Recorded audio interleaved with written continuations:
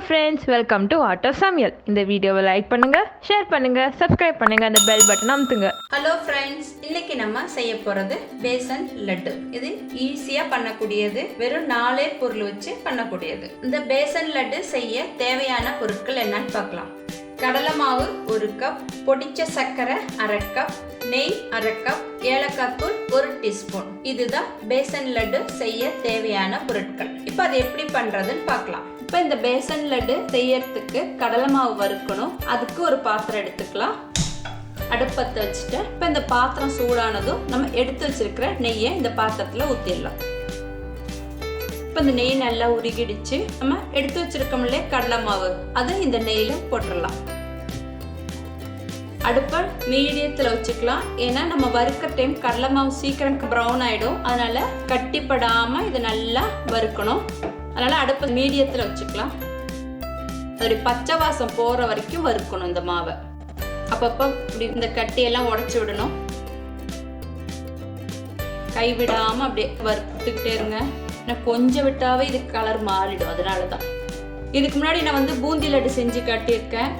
இது இன்னும் ஈஸியாக பண்ணக்கூடியது. பூந்தி லட்டுனா நமக்கு கொஞ்சம் வேலை இருக்குது. ஆனால் இது அப்படி இல்லை. இந்த கடலை மாவு வறுக்கிறது மட்டும்தான். மீதியெல்லாம் டக்குன்னு முடிச்சிடலாம். ஈஸியாக ஏதாச்சும் ஸ்வீட் சாப்பிடணுன்னு இருந்துச்சுன்னா இந்த மாதிரி செஞ்சுக்கலாம். இது மாவு வறுக்கிற டைம் தான். ஒரு 10லேருந்து 15 நிமிஷம் அந்த மாவு வறுக்கணும். அதுக்கப்புறம் எல்லாத்தையும் மிக்ஸ் பண்ணி உருண்டை பிடிக்கிறது தான். வாங்க, இப்போ தான் மாவு லைட்டாக வாசம் வர ஆரம்பிச்சிருக்கு. இந்த நெய் பத்தலைன்னா திரும்பி கொஞ்சம் ஊற்றிக்கலாம். இந்த கட்டியெல்லாம் அப்படியே அப்பப்போ உடச்சி விட்டுக்கிட்டா ஈஸியாக இருக்கும். இந்த மாதிரி கரண்டியில் ஒட்டிக்கும். அது மேலாமல் நம்ம அப்பப்போ இந்த மாதிரி இது பண்ணி விட்டுருங்க. பாருங்கள், ஆக்சுவலாக மைசூர் பாக் பண்ணுற டைம் நம்ம இந்த மாதிரி தான் பண்ணுவோம். ஆனால் அது சர்க்கரை பாகு காய்ச்சுவோம். இதுக்கு சர்க்கரை பொடி பண்ணுறோம்.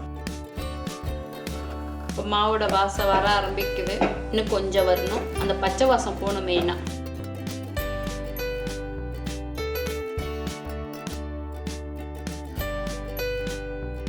நல்லா வாசம் வர ஆரம்பிச்சிடுச்சு. பாருங்க, மாவு கொஞ்சம் உதிர ஆரம்பிக்குது.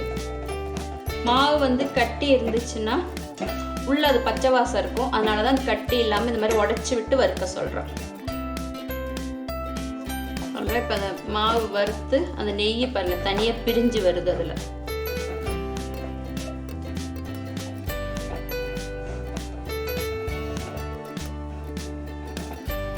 இப்போ மாவு நல்லா பச்சை வாசம் போயிடுச்சு. பாருங்க, அதோடைய கலரும் லைட்டாக மாறிடுச்சு. அந்த மஞ்சளாக இருந்தது லைட்டாக அந்த கோல்டன் கலர் ஆயிடுச்சு. இப்போ நான் அடுப்பை ஆஃப் பண்ணிடுறேன்.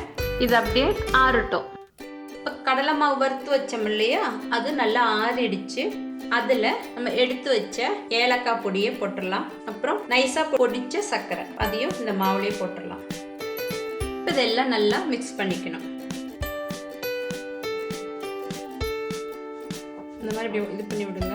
சர்க்கரை எல்லா சைடும் நல்லா மிக்ஸ் ஆகணும். மாவு கட்டி இல்லாமல் இப்படி உடச்சி விட்டுக்கிட்டு, நான் சர்க்கரை இன்னைக்கு 1 கப்புக்கு 1/2 கப் சொல்லியிருக்கேன். இனிப்பு அவங்கவுங்களுக்கு விருப்பத்துக்கு ஏற்ப போட்டுக்கலாம்.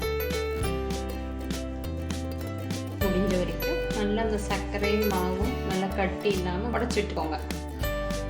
பாருங்க, நமக்கு மாவு வறுக்க மட்டும்தான். அது ஒரு 10லேருந்து 15 நிமிஷத்தில் ஸ்வீட் சாப்பிடணும்னா சீக்கிரம் செஞ்சிடலாம். ஏதாச்சும் ஒரு விசேஷமா டக்குன்னு ஏதாவது ஸ்வீட்ஸ் பண்ணா எப்போ பார்த்தாலும் ஒரே கேசரி சக்கரை பொங்கல் இப்படி தான் இருக்கும் நம்ம மெயினாக பண்ணுறது. ஏன்னா அது ஈஸியாக பண்ணலாம். அதே மாதிரி தான் இந்த கடலை மாவு வச்சு பண்ணலாம். இங்கே நார்த்ல எல்லாம் பார்த்தீங்கன்னா அவங்க இந்த மாதிரி தான் ஸ்வீட்டுனா டக்குன்னு இந்த ஸ்வீட் தான் பண்ணுவாங்க. அதுவும் அவங்க சைடு நம்ம எப்படி இங்கே அதிரசம் லட்டெல்லாம் பண்ணுறோமோ அதே மாதிரி அங்கே நார்த்ல எல்லாம் இந்த கடலை மாவு லட்டு கண்டிப்பாக அவங்க வீட்டில் பண்ணுவாங்க.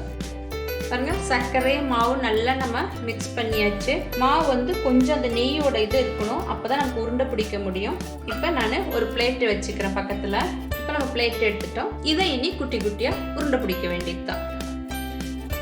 எல்லாம் அமுத்தி இப்படி ப்ரெஸ் பண்ணி பிடிங்க. இது பிடிச்சாச்சு. இதை நான் ஒரு பிளேட்டில் வைக்கிறேன்.